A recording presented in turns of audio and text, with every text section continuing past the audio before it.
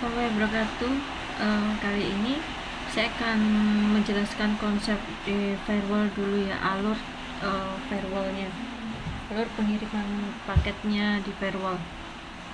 Jadi di Mikrotik itu sebenarnya fiturnya di firewall ada untuk filter rule, ada NAT, ada Mangle. Nah, dari sini sebenarnya ada persamaan dan ada perbedaan. Cuma dari filter rule dan Mangle itu berbeda fungsi di NAT-nya. Kita cek di bagian winbox-nya di sini. Di sini kalian bisa melihat bahwa kalau misalkan kita menggunakan filter rule, dilihat dari chain-nya, ini ada 3 chain, sedangkan di Mangle itu ada 5 chain, sedang di NAT itu ada 2 chain. Begitu juga dengan perbedaan di bagian actionnya seperti ini. Kalau filter rule biasanya diarahkan bagaimana kita memfilter paket yang masuk, keluar, atau melintas. Sedangkan NAT ini digunakan untuk menggunakan translasi di setiap address agar kita bisa, jaringan lokal kita bisa langsung komunikasi dengan jaringan publik gitu. Kalau Mangle rata-rata digunakan sebagai penandaan, tetapi di sini juga digunakan untuk dari segi keamanan, bagaimana mengubah lokasi atau mengubah tujuan juga, atau membuat tabel routingnya gitu ya. Tuh. Ini tentang di Mikrotik ya. Nah, sebelum kita bahas untuk lab-lab berikutnya, sebaiknya kita paham dulu dari alur pengiriman paket yang di firewall gitu ya. Pengiriman paketnya kalau diberi kebijakan pemfilteran itu bagaimana. Nah, di sini aturannya kita harus tahu chain yang ada di setiap menu firewall, menu filter rule sama Mangle ini ya. Nah, konsepnya ada, kita bahas dulu yang sama, yaitu input, output, dan forward. Samanya di Mangle ini ada forward, input, output. Nah, firewall ya, firewall ketika kita bahasnya ini, misalkan ada klien, ini kliennya, ini ada routernya, ini ada cloud atau internetnya. Misalkan klien ini mau mengirimkan paket ke router, ingat ya, paket yang menuju ke router, maka chain yang digunakan adalah input. Sedangkan paket yang keluar dari router, maka chain yang digunakan itu adalah chain output.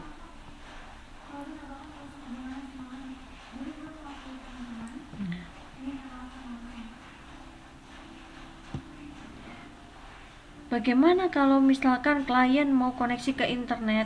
Jadi paket yang dikirim melintasi router, arahnya ke jaringan internet, maka dia menggunakan chain forward. Di sini chainnya forward karena digunakan untuk melintasi. Begitu juga ketika ada paket dari jaringan publik yang nantinya akan masuk ke jaringan lokal kita, kalau dia ditujukan ke router, maka dia menggunakan chain input. Sedangkan kalau paket itu nanti juga akan dikirim ke klien, dikirim keluar dari router, maka dia di sini menggunakan chain output. Begitu juga kalau misalkan klien melakukan request ke internet, sedangkan dari internet ini mereply dari request yang dilakukan oleh klien, maka di sini nanti chainnya adalah forward. Nah, inilah kalau misalkan kita memperlakukan kebijakan di filter rule. Bagaimana kalau di Mangle? Di Mangle sama, ketika ada paket yang masuk ke router, Mangle-nya chainnya tetap input. Kalau keluar juga output, forwardnya diberlakukan kalau melintasi router. Paket yang melintas router itu forward. Kalau masuk ke router itu adalah input, keluar dari router itu adalah output, kalau melintas router itu adalah forward. Di sini di Mangle itu ada chain tambahan, yaitu chainnya pre-routing dan post-routing. Chain pre-routing itu posisinya adalah ketika paket yang akan dikirimkan ke router yang masuk chain input, maka di sini nanti menggunakan chain pre-routing. Yang paket yang akan dikirimkan ke router biasanya digunakan untuk menandai router, maka dia menggunakan chain pre-routing. Tujuan pre-routing di sini dia bukan hanya masuk, tetapi dia juga nanti akan melintas. Pre-routing artinya paket yang masuk dan melintasi router yang tujuannya keluar itu nanti kita menggunakan chain pre-routing. Ya. Yang berikutnya, di mana penggunaan post-routing?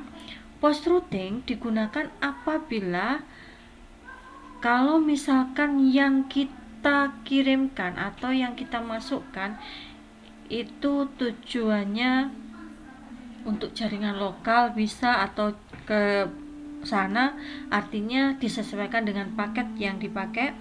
Itu misalkan saya contohkan di sini adalah misalkan paket nanti yang masuk untuk tujuan ke jaringan lokal kita bisa membuatnya post routing. Post routing artinya adalah apabila paket itu yang keluar dari router dan yang melintasi router itu menggunakan chain post. Nah, untuk beberapa penggunaan chain pre-routing dan post ini nanti kita akan masuk ke materi berikutnya. Tuh. Ini adalah konsep bagaimana firewall itu mengirimkan paket sesuaikan dengan alurnya. Oke, sementara sampai di sini dulu untuk konsep firewallnya. Apabila ada yang ditanyakan, silahkan bertanya di grup kita. Wassalamualaikum warahmatullahi wabarakatuh.